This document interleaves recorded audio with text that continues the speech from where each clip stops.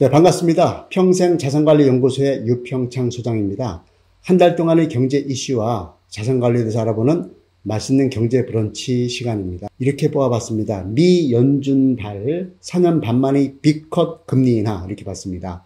연준은 미국의 중앙은행이죠. 거기서 4년 반 만에, 즉 코로나가 발생되고 나서 4년 반 동안에 금리를 계속 올리고 유지하고 있었는데 이것을 무려 0.5%포인트, 보통 0.25%포인트를 움직이는데 2배인 0.5%포인트를 내렸다는 겁니다. 그리고 앞으로도 2번 더 남아있거든요. 올해 금리 결정할 수 있는 FOMC 회의가. 거기서 0.5%포인트를 더 내릴 수 있다. 이런 얘기가 있습니다. 패드라고 그러죠. 미국 연방준비제도 이사회. 여기서 본격적인 금리 인하 사이클이 시작됐다. 이렇게 보는 것이 맞습니다. 따라서 전 세계에서 고금리로 고통받던 국가들이, 그 중앙은행장들이 이제는 금리를 내릴 수 있는 환경이 조성됐다. 이렇게 보겠습니다. 자, 그리고 실제로 금리가 내려가는 가장 큰 명분은요, 물가 하락이거든요. 물가가 고공행진 하다가 지금 2% 구간 내려가고 있거든요. 그래서 미국도 이것이 이제 확신이 되었다고 보는 겁니다. 그래서 금리를 내릴 수 있는 거고요. 금리 어디까지 내릴 것이냐? 이것은 물가에 따라 다르는데, 물가가 2% 정도로 안정화가 되면은 그 근사치까지 내려갈 거로 보여집니다. 우리나라는요, 지난달 물가 상승률이 1.6%입니다. 아주 오랜만에 1%대의 물가 상승률을 봤거든요. 그러면 우리나라도 미국처럼 물가 하락이라는 명분이 이제 들어서게 되면 금리를 내릴 수 있는 환경이 조성됐다라고 보고요. 올해 얼마 안 남았습니다만 우리나라 한국은행도 금리를 내릴 거로 예상이 됩니다. 지난달에 물가 하락의 배경을 보면 뭐 배추라든가 이런 농산물 가격은 폭등을 했습니다만 석유류가 의외로 안정화됐습니다. 하락세로 이어지다 보니까 물가 안정 이런 상황이 연출이 된 것 같습니다. 그래서 앞으로 물가 하락에 이은 금리 하락 시그널이 얼만큼 잘 진행되는지를 지켜보겠습니다.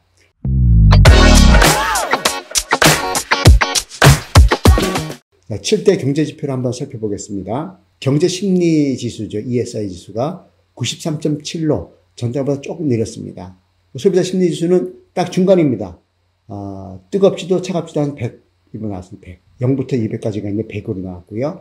전산업 기업심리지수는 92.5로 100보다 언더인데 지난달보다 더 내려서 조금 수강세고요.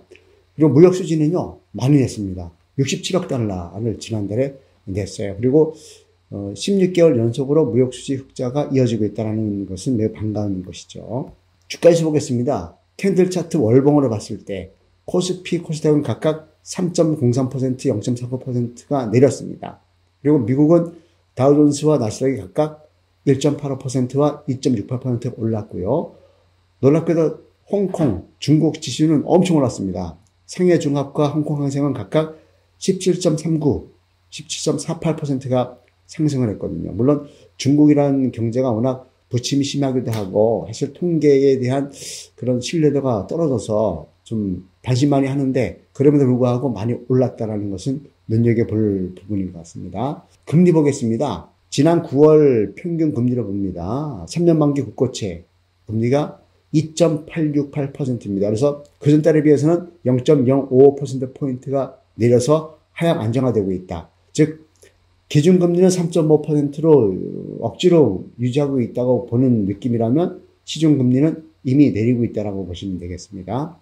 코픽스 금리는 대출을 금리를 결정하는데 잔액 기준이 3.67%고요. 신규 취급액이 3.36% 해서 각각 전달보다 0.02%포인트를 0.06%포인트가 내렸습니다. 환율은요, 안정화되고 있죠, 지금. 미국의 금리를 내리니까 전 세계에 있는 달러, 이런 자금들이 미국으로 가다가 주춤할 수가 있겠죠. 왜냐하면 앞으로 미국 금리가 내리게 되면 미국의 어떤 자산 운영하는 메리트보다는 신흥국이라든가 여타국가들의 좀 더 수익률을 높게 가져갈 수 있는 쪽으로 자금을 머물거나 오히려 빠져나갈 수 있겠죠. 그래서 환율이 많이 안정됐습니다. 그래서 지난달 원달러 환율의 평균이 1352원 38전입니다. 그래서 그전달에 비해서 18원 57전이 내렸습니다. 사실 코로나 시기 때는 1450원까지 갔었고요. 몇 달 전만 하더라도 1,400원 뭐 임박해서 움직이고 있었거든요. 그만큼 달러가 강세였고 원화가 약세였다라는데 지금은 원화 약세가 좀 줄어들어서 환율이 역사적인 평균이죠. 20년 평균 쳤을 때 1,150원쯤 됐거든요. 원달러 환율이. 네, 그 부분까지 내려갈지 모르겠습니다만 좀 안정화되고 있다고 보시면 되겠습니다. 통화를 한번 보겠습니다. M2 총통화죠. 증가율이 지난달이 6.2%입니다. 시중에 통화량이 조금 증가하고 있다. 이렇게 보시면 되겠고요. 투자자 예탁금은 52조로 조금 약세고요. 코스피 주식거래대금도 10조 정도로 해서 조금 약세를 보였는데 주식형 펀드 잔액은 116조 해가지고 소폭 강세를 보여주고 있습니다. 원자재 보겠습니다. 중동에 전쟁이 났고 러시아 우크라이나 전쟁이 2년이 넘어가는 과정에서 이제는 뭐 좀 만성화된 것 같아요. 그러다 보니까 석유류 가격이 많이 원유 가격이 내렸습니다. 그래서 지난달 월 평균이 두바이유 기준으로 봤을 때 배럴당 72달러 62센트 해서 그전 달에 비해서는 약 5달러 정도가 내렸습니다. 물론 중동 전쟁이 확전이 되면 그만큼 뭐 석유 채굴하는데 문제가 생기니까 원유값이 올라갈 수는 있겠습니다만 그렇지 않기를 이제 바라고요. 국제 금리 시세는 계속 고공행진 중입니다.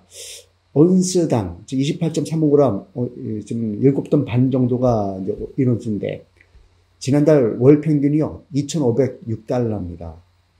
제 기억에 10년 전쯤에는요 1온스당 국제 금값이 1,000달러였어요. 1,000달러. 그럼 2.5배가 된 거 아닙니까? 그런 배경 중에 뭐가 있습니까? 국제 정세가 만만치가 않죠. 특히 이 미국 달러에 도전하는 뭐 위안화 또는 뭐 러시아 루블화 뭐 이런 부분들이 상당히 지금 고전을 면치 못하고 있죠. 그러다 보니까 아무래도 전쟁도 포함해가지고 국제 정세가 불안하니까 안전자산을 선호하는 경향이 있죠. 우리나라 한국은행도요, 금을 한 5조 원어치 정도로 가지고 있습니다. 유사시에 외환 보유고로 바로 쓸 수 있는 그런 자산이기 때문에 그렇습니다. 부동산 보겠습니다. 뭐 일부 서울을 중심으로 해서 뭐 신고가 아파트로 봤을 때 행진하고 있다고 하는데 다 그런 건 아니고요. 전반적으로 코로나 때 폭등했다가 코로나 끝나고 폭락했다가 다시 반등해서 조금 움직이고 있는 느낌인데 지표로 보면 그게 나타나고 있습니다. 주택 매매가격 지수가 직전 3개월 연속으로 상승폭이요. 0.1%, 0.2%, 0.2% 이렇게 나오고 있습니다. 그래서 소폭 상승 무드를 가지고 있다는 것이고요. 그 선행 지표일 수 있겠죠. 전세 가격 지수가 직전 3개월 연속으로 보게 되면 0.1%, 0.1%, 0.2% 이렇게 어떤 이 플랫하게 움직이다가 살짝 고개를 드는 이런 모양새를 보이고 있습니다. 물론 이 주택 가격 특히 아파트 시세는요 거의 준현금과 같고 어쩌면 우량 주식과 같기 때문에 실시간으로 가격이 많이 움직입니다. 단독주택이라든가 빌라에 비해서는. 그래서 산이 높으면 골이 깊다고 진동폭이 크면 클수록 내 집 마련하는 수요라든가 아니면 투자하는 분들이 좀 리스크를 안고 있거든요. 그래서 주택 부분은요 당분간 좀 지켜보는 게 좋을 것 같습니다. 즉 우리 PIR이죠. PIR, Price Income Ratio. 즉 내 연봉을 한 푼도 안 쓰고 얼마 동안 모으면은 집을 살 수 있느냐라고 했을 때 서울이요. 서울 기준으로 봤을 때 보통 한 12배 정도가 적당하다고 보였는데 이게 뭐 강남 이런 쪽은 20배가 되고 있거든요. 그렇기 때문에 추격 매수라든가 아니면 실제 그 아파트를 받아낼 실력들이 점점 약해지고 있다라는 거죠. 현 가격대에서는. 그래서 앞으로 공급이 더 추가되고 정상화되면 집값은 좀 하향 안정화되지 않을까라는 예측을 조심스럽게 해봤습니다. 이번 한 달도 성공적인 자산 관리 하시기 바랍니다. 수고하셨습니다.